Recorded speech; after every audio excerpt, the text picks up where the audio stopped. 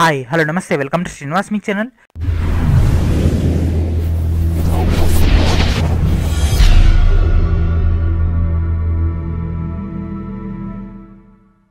ఈ రోజు వీడియో మనకు national thermal power corporation NTPC నుంచి ఉద్యోగాలు భర్తీ చేయడానికి నోటిఫికేషన్ ఇవ్వడం జరిగింది. దాని యొక్క మెయిన్ డేటాలోకి వెళ్ళిపోదాం. Let's get started. సో ఇక్కడ కనిపిస్తున్న ఫ్రెండ్స్ కరెంట్ ఓపెనింగ్స్ అని. సో ఇక్కడ మనకు స్క్రోలింగ్ అవుతుంది కదా, ఇక్కడ మన డీటెయిల్ డేటా అయితే ఇవ్వడం జరిగింది. సో మన యొక్క మెయిన్ డేటాలోకి వెళ్ళిపోయినట్లయితే ఇంజనీరింగ్ కేటగిరీలో 250 పోస్టులు అయితే కేటాయించడం జరిగింది. Electrical, mechanical, electronics and instrumentation కేటగిరీలు. అండ్ అదేవిధంగా 25 అసిస్టెంట్ కెమిస్ట్ వాళ్ళకు కూడా భర్తీ అయితే చేయడానికి నోటిఫికేషన్ అయితే ఇవ్వడం జరిగింది. రెగ్యులర్ బేస్ పైన యొక్క పోస్టులను అయితే భర్తీ చేస్తున్నారు. సో దీని యొక్క మెయిన్ డేటాలోకి వెళ్ళిపోదాం. అండ్ మనకు అడ్వర్టైజ్మెంట్ అని ఇక్కడ కనిపిస్తుంది ఫ్రెండ్స్. సో దీనిలోకి ఎంటర్ కావాల్సి ఉంటుంది. సో ఇప్పుడు మనం ఫస్ట్ డీటెయిల్ అడ్వర్టైజ్మెంట్ చెక్ చేద్దాం. తర్వాత మనం ఏ విధంగా అప్లై చేయాలి దాని యొక్క మెయిన్ డేటా కూడా చెక్ చేద్దాం. సో మనకి ఇక్కడ ఇంజనీర్ భర్తీ చేయడం జరుగుతుంది. కాబట్టి ఇవన్నీ కూడా ఎక్స్పీరియన్స్డ్ ఫ్రెండ్స్. సో ఫ్రెషర్స్కి అయితే ఎలాంటి అవకాశం లేదు. వీళ్ళైతే మాక్సిమం ఇంటర్వ్యూ బేస్ పైన పోస్టులు అయితే సెలెక్ట్ చేస్తారు. ఒకవేళ అప్లికేషన్స్ కనుక చాలా ఎక్కువగా వచ్చినట్లయితే, అంటే హ్యూజ్ నెంబర్ ఆఫ్ అప్లికేషన్స్ కనుక వచ్చినట్లయితే అప్పుడు మాత్రమే రిటర్న్ ఎగ్జామ్ అనేది ఛాన్స్ ఉండే అవకాశం ఉంటుంది. సో దీని యొక్క బేసిక్ డేటాలోకి వెళ్ళిపోదాం.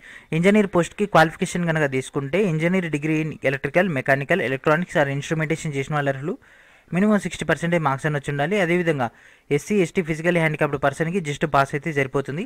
అండ్ అదేవిధంగా ఇక్కడ డిపార్ట్మెంట్స్, అదేవిధంగా వాటికి రిలేటెడ్ అయినటువంటి ఇంజనీర్స్ యొక్క బ్రాంచెస్. సో ఫస్ట్ వచ్చేసి ఎలక్ట్రికల్ ఇంజనీరింగ్కి electrical and electronics, electrical and instrumentation and control, power systems and high voltage, power electronics, power ఇంజనీరింగ్లో బీటెక్ చేసిన వాళ్ళ అర్హులు. మెకానికల్ ఇంజనీరింగ్కి mechanical or production or industrial engineering or production and industrial engineering, thermal or mechanical and automation, power ఇంజనీరింగ్లో BTech చేసిన వాళ్ళ అర్హులు. ఎలక్ట్రానిక్స్కి ఈసీఈ, అదేవిధంగా ఎలక్ట్రానిక్స్ అండ్ టెలికమ్యూనికేషన్, అదేవిధంగా వాటి యొక్క రిలేటెడ్ డేటా. ఇన్స్ట్రుమెంటేషన్కి electronics and instrumentation and control, electronics instrumentation and control base పైన మీరు బీటెక్ చేసిన వాళ్ళైతే అప్లై చేసుకోవచ్చు.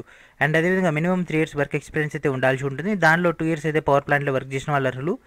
అదేవిధంగా దీంట్లో మనకు ట్రైనింగ్ ఏదైతే ఉంటుందో ట్రైనింగ్ని ఎక్స్క్లూడ్ చేయడం జరిగింది. అంటే ఇంక్లూడింగ్ ఆఫ్ ట్రైనింగ్ 3 years కాకుండా 3 years మీకు అయితే వర్క్ ఎక్స్పీరియన్స్ అయితే ఉండాల్సి ఉంటుంది.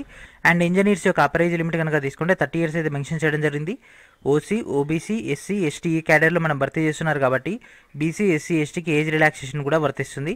అండ్ పే స్కేల్ కనుక తీసుకుంటే మనకి ఇక్కడ 50,000 నుంచి 1,60,000 ఇది బేసిక్ పే మాత్రం మనకి 50,000 వస్తుంది. బేసిక్ పే విత్ అలవెన్సెస్ కూడా కలుపుకొని దాదాపుగా 80,000 నుంచి 90,000 దాకా వచ్చే అవకాశం ఉంటుంది. అంటే మనకు లొకాలిటీ బేస్ పైన, అదేవిధంగా హెచ్ఆర్ఏ, ఏహెచ్ఆర్ఏ, అదేవిధంగా మనకు కొన్ని అలవెన్సెస్ అయితే ఉండడం జరుగుతుంది. అవన్నీ కూడా కలుపుకొని దాదాపుగా 80,000 నుంచి 90,000 మధ్యలో శాలరీ అయితే ఉంటుంది.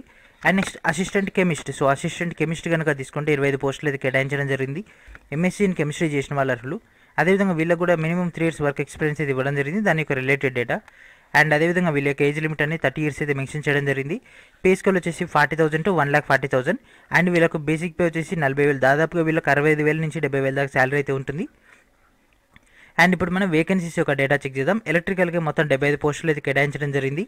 మెకానికల్కి 115, ఎలక్ట్రానిక్స్కి 30, ఇన్స్ట్రుమెంటేషన్ 30, అదేవిధంగా అసిస్టెంట్ కెమిస్ట్కి 25, మొత్తం మీద మనకు 275 పోస్టులు అయితే కేటాయించడం జరిగింది. మన యొక్క ఇంజనీర్ కేటగిరీలో 250, కెమిస్ట్రీకి 25 పోస్టులు అయితే కేటాయించడం జరిగింది. And all over the India నుంచి అప్లై చేసుకోవచ్చు. మన యొక్క తెలుగు రాష్ట్రాల్లో ఉన్నటువంటి ఎన్టీపీసీ, అదేవిధంగా మన యొక్క సౌతర్న్ రీజియన్లో ఉన్నటువంటి లొకాలిటీలో మనకు వర్క్ చేయడానికి గొప్ప అవకాశం ఇది కల్పిస్తుంది. ఇదంతా కూడా మనకు పర్మనెంట్ బేస్ పైన కాబట్టి ఎక్కువ అవకాశాలు అయితే ఉండడం జరుగుతుంది. So restricted number of candidates, తక్కువ మంది కనుక అప్లై చేసినట్లయితే డైరెక్ట్ వాళ్ళని ఇంటర్వ్యూకి పిలుస్తారు. ఒకవేళ ఎక్కువ మంది కనుక అప్లై చేసినట్లయితే, అంటే హ్యూజ్ నెంబర్ ఆఫ్ క్యాండిడేట్స్ కనుక అప్లై చేసినట్లయితే వీళ్ళకు స్క్రీనింగ్ టెస్ట్ కానీ లేదా సెలక్షన్ టెస్ట్ అని కండక్ట్ చేస్తారు. లేదా మినిమం ఎలిజిబిలిటీ స్టాండర్డ్స్ అని ఇంక్రీజ్ చేయడం జరుగుతుంది. అంటే ప్రస్తుతం అయితే మనకు బీటెక్ ఇవ్వడం జరిగింది కదా. సో బీటెక్ కాకుండా బీటెక్తో పాటు ఎవరైతే ఎంటెక్ చేసి ఉంటారో వాళ్ళకి ఎక్కువ ప్రియారిటీ ఇస్తామని, లేకపోతే పిహెచ్డీ చేసిన వాళ్ళకి ప్రియారిటీ ఇస్తామని, లేకపోతే వీటికి రిలేటెడ్ అయినటువంటి ఎక్స్పీరియన్స్ ఇప్పుడు 3 years ఇవ్వడం జరిగింది కదా. సో 4 years అని, అంటే వీళ్ళు ఎగ్జామ్ పెట్టేంత క్యాండిడేట్స్ ఉండకపోవచ్చు. అదేవిధంగా ఇంటర్వ్యూ చేసేంత తక్కువ మంది కాకుండా మిడిల్లో ఉంటారు కదా, అట్లాంటి టైంలో ఇలాంటి రూల్స్ అండ్ రెగ్యులేషన్స్ పెట్టుకోవడానికి వాళ్ళు ముందే నోటిఫికేషన్లు ఇవ్వడం జరిగింది. అండ్ అదేవిధంగా ఒకవేళ ఎగ్జామ్ కనుక పెట్టినట్లయితే ఆ యొక్క ఎగ్జామ్ సంబంధించి, అదేవిధంగా ఇంటర్వ్యూ బేస్ పైన మనకి ఇక్కడ పర్సంటేజ్ వెయిటేజ్ కూడా ఇవ్వడం జరిగింది. రిటర్న్ ఎగ్జామ్కి 85%, అదేవిధంగా ఇంటర్వ్యూలో చేసినటువంటి పర్ఫార్మెన్స్కి 15%, ఓవరాల్గా 100%కి షార్ట్ లిస్ట్ చేసి పోస్టింగ్స్ అనేవి అలాట్మెంట్ చేస్తారు. అదేవిధంగా ఏజ్ రిలాక్సేషన్ ఇక్కడ ఇవ్వడం జరిగింది కదా ఫ్రెండ్స్. ఓబీసీకి 3 years, అదేవిధంగా ఫిజికల్లీ హ్యాండిక్యాప్డ్ పర్సన్ 10 years, అదేవిధంగా ఎస్సీ ఎస్టీకి 5 years ఏజ్ రిలాక్సేషన్ వర్తిస్తుంది. అండ్ మినిమం ఎక్స్పీరియన్స్, అదేవిధంగా మినిమం ఎలిజిబిలిటీ క్రైటీరియా ఉన్న వాళ్ళు మాత్రమే దీనికి అప్లై చేసుకోవాల్సి ఉంటుంది. అదేవిధంగా అప్లికేషన్ ఫీ కనుక తీసుకున్నట్లయితే మనకి ఇక్కడ 300 రూపీస్ అయితే ఫీ పేమెంట్ చేయాల్సి ఉంటుంది. జనరల్, ఓబీసీ, ఈడబ్ల్యూఎస్ క్యాండిడేట్స్కి, అదేవిధంగా SC, ST, physical handicapped and ex service men క్యాండిడేట్కి మాత్రం ఫీ రిలాక్సేషన్ వర్తిస్తుంది. సో వాళ్ళు అలాంటి ఫీ పేమెంట్ చేయాల్సిన అవసరం లేదు. ఫీ పేమెంట్ అనేది ఆన్లైన్ ఆర్ ఆఫ్లైన్ మోడ్లో ఉంటుంది. ఆఫ్లైన్ మోడ్ వచ్చేసి మనకు డైరెక్ట్ ఎస్బీఐ బ్యాంకులో మనకి ఇక్కడ ఇచ్చినటువంటి ఒక అకౌంట్కి మనం పంపించాల్సి ఉంటుంది. అండ్ నెక్స్ట్ ఆన్లైన్ మోడ్ అయితే మనం నెట్ డెబిట్, క్రెడిట్ అవన్నీ ఉన్నాయి కదా, వాటి ద్వారా మనం పేమెంట్ చేసేయచ్చు. మోస్ట్లీ మీరు ఆన్లైన్కి ప్రిఫర్ చేయండి, ఎందుకంటే ఇమీడియట్గా వితిన్ సెకండ్స్లో వాళ్ళకి అప్లోడ్ అయిపోతుంది. అట్ ద సేమ్ టైం మన యొక్క ప్రొసీజర్ కూడా ఫాస్ట్గా అయిపోతుంది. ఆఫ్లైన్ అయినట్లయితే అక్కడ ఉన్నటువంటి డేటాని మళ్ళీ మన యొక్క అప్లికేషన్లో తీసుకురావాల్సి ఉంటుంది. సో మనకి ఇక్కడ యూపీఐ కూడా ఉండే అవకాశం ఉంటుంది కాబట్టి టెన్షన్ అవసరం లేదు. And next photo and signature కూడా మనకి ఇక్కడ స్టాండర్డ్స్ అయితే ఇవ్వడం జరిగింది. ఫోటో, సిగ్నేచర్, అదేవిధంగా proof of payment application during online application సంబంధించి, అండ్ అదేవిధంగా రిమైనింగ్ అన్ని అటాచ్మెంట్స్ అన్ని కూడా 500 KB లోపే ఉండేటట్టు చూసుకోవాల్సి ఉంటుంది. ఈ విధంగా మనకు మెయిన్ టేబుల్ అయితే ఇవ్వడం జరిగింది. అండ్ అప్లికేషన్స్ అనేవి ఆల్రెడీ స్టార్ట్ అయిపోవడం జరిగింది ఫ్రెండ్స్. ఈ నెల 31 దాకా రిసీవ్ చేసుకుంటున్నారు. And all over the India base పైన వీళ్ళైతే పోస్టులు అయితే భర్తీ చేయడం జరుగుతుంది. సో ఇప్పుడు మనం ఆన్లైన్లో ఏ విధంగా అప్లై చేయాలి, అదేవిధంగా రిలవెంట్ అయినటువంటి డాక్యుమెంట్స్ యొక్క డేటా చెక్ చేద్దాం. సో ఇక్కడ కనిపిస్తుంది కదా friends, click here to apply అని. ఇక్కడ నుంచి మనం డైరెక్ట్గా ఆన్లైన్లో అప్లై చేయాల్సి ఉంటుంది. మనం పేమెంట్ చేయాలంటే ఇక్కడ నుంచి మనం పేమెంట్ చేసుకోవాలి. ఆన్లైన్ రిజిస్ట్రేషన్ చేసుకున్న తర్వాత ఇక్కడ నుంచి మనం డైరెక్ట్ చెక్ చేసుకోవాల్సి ఉంటుంది. ఆన్లైన్ పేమెంట్ అనేది కరెక్ట్గా అయిందా లేదా, లేకపోతే దాంట్లో బ్యాలెన్స్ ఉందా అన్నది మనకి ఇక్కడ పేమెంట్ స్టేటస్ ఉంది కదా, ఇక్కడ నుంచి మనం చెక్ చేసుకోవచ్చు. సో ఫస్ట్ వచ్చేసి ఆన్లైన్ చెక్ చేద్దాం. సో ఫస్ట్ ఇక్కడ క్యాండిడేట్ ఒక full name, date of birth, email ID, mobile number, fee, and ఇక్కడ ప్రొసీడ్ టు చెక్అవుట్. సో ఇక్కడ మనం పేమెంట్ చేయాల్సి ఉంటుంది. సో పేమెంట్ అయిపోయిన తర్వాత మనకు డైరెక్ట్గా మళ్ళీ ఇక్కడికి రావాల్సి ఉంటుంది. Click here to apply. And next మనం మెకానికల్ కాబట్టి మెకానికల్ సెట్ చేద్దాం.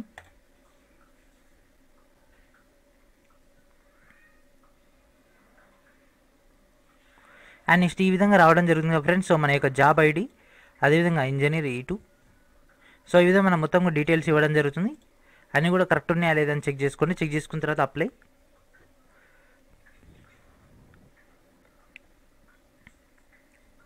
అండ్ నెక్స్ట్ ఇక్కడ మన యొక్క డీటెయిల్ డేటాని ఫిల్ చేయాల్సి ఉంటుంది. క్యాండిడేట్ యొక్క first name, middle name, last name, date of birth, ఇక్కడ కేటగిరీ. సో ఇక్కడ కేటగిరీ అంటే జనరల్, ఓబీసీ, ఎస్సీ, ఎస్టీ.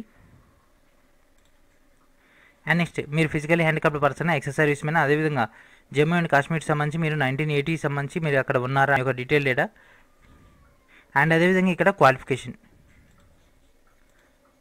ఇందాక ఆల్రెడీ మనం మెకానికల్ సెలెక్ట్ చేసుకున్నాం కదా, దానికి రిలేటెడ్ అయినటువంటి ఇక్కడ ఆప్షన్స్ అనేవి రావడం జరుగుతుంది. స్పెషలైజేషన్ అనేది దాని యొక్క స్పెషలైజేషన్, మీరు ఏ యూనివర్సిటీ. సో మన యొక్క లొకాలిటీలో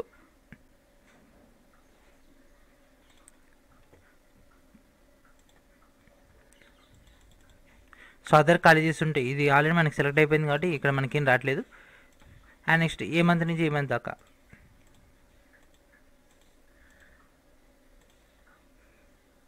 సో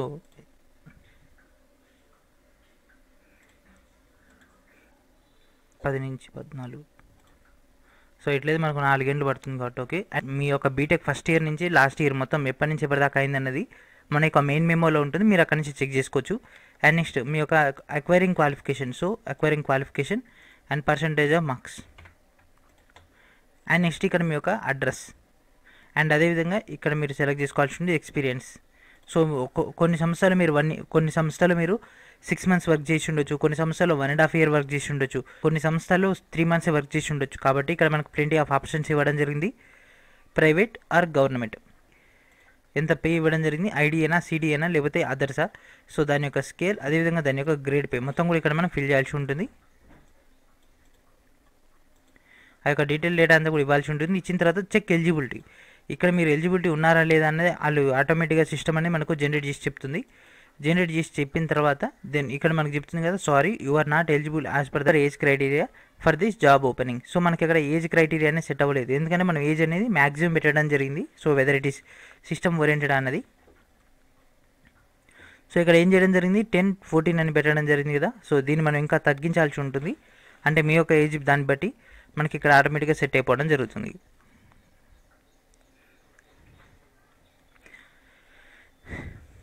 అండ్ ఫైనల్గా మనం అంతా అప్లై చేసిన తర్వాత ఇక్కడ కనిపిస్తుంది ఫ్రెండ్స్, ఆఫ్టర్ ఆన్లైన్ రిజిస్ట్రేషన్ అని.